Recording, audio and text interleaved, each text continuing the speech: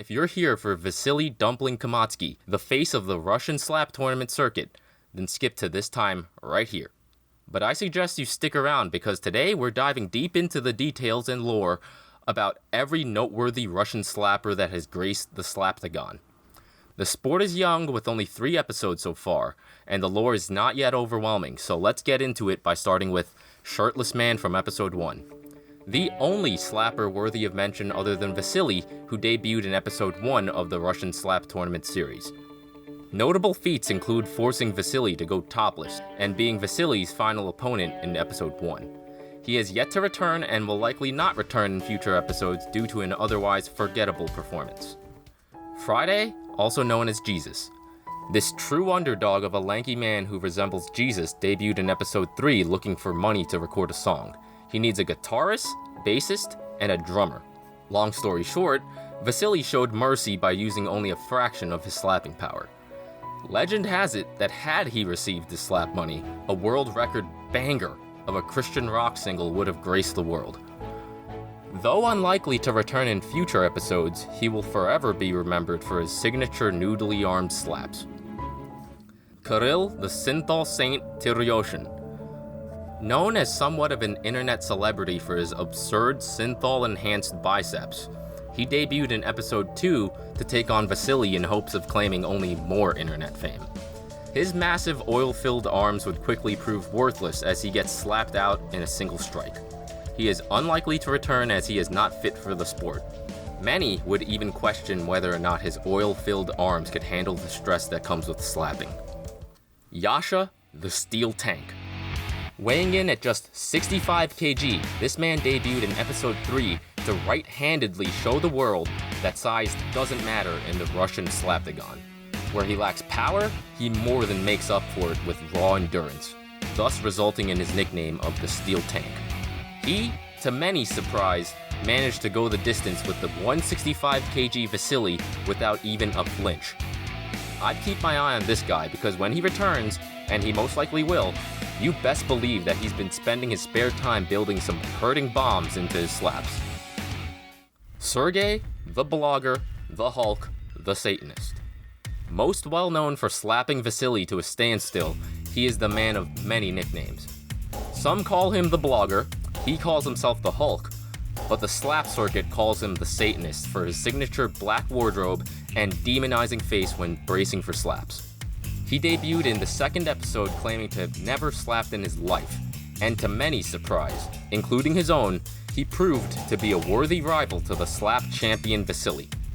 Some would even say that his palms are the kryptonite to Vasili's cheeks, as he is the only slapper so far to give Vasili a run for his title. Upon splitting the 100,000 rubles worth of slap money with Vasili due to the match being ruled a draw, he would soon start training for his return in episode 3, hungry for more of his newfound fame and slap money. Now a crowd favorite and noteworthy contender for the title of World's Best Slapper, he would be put up against the 485-pound man named Dennis. A match that would quickly end in tragedy. In a post-slap interview, Sergey claims to return, and I look forward to it.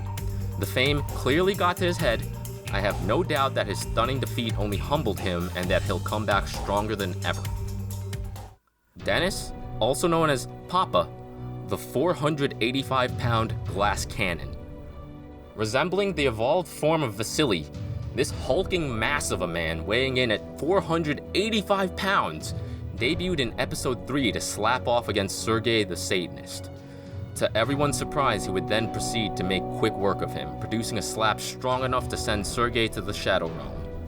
Riding on his impressive debut, he would soon verse Misho the Swimmer and professional sportsman in the same episode. Short story shorter, it's this match that earns him the nickname of Glass Cannon. Dennis will likely return in the 4th episode to give Vasili a run for his title. Misho the Swimmer and professional sportsman. To many surprise, this man would debut in episode 3 to challenge Dennis after watching him produce a slap worthy of being deemed the biggest slap out in the history of the show. Upon winning the coin toss and receiving the honor of first slap, Misho would astonish the crowd yet again by generating a slap that nearly topples the 485-pound man. Legend has it that this man swims not in water, but through concrete, thus producing the slapping bombs you see today. But it's not yet time to celebrate, as it's now Dennis's turn to slap. Many, possibly even including him, thought that he would not be able to withstand the might of Dennis's 485 pounds to the cheeks. But to his surprise, he did. And he did so swimmingly well. The exhibition match would soon cut off after a couple of rounds of slaps due to reasons unknown to me. Misho is to return again to the slaptagon, and is also a top contender for the title of World's Best Slapper.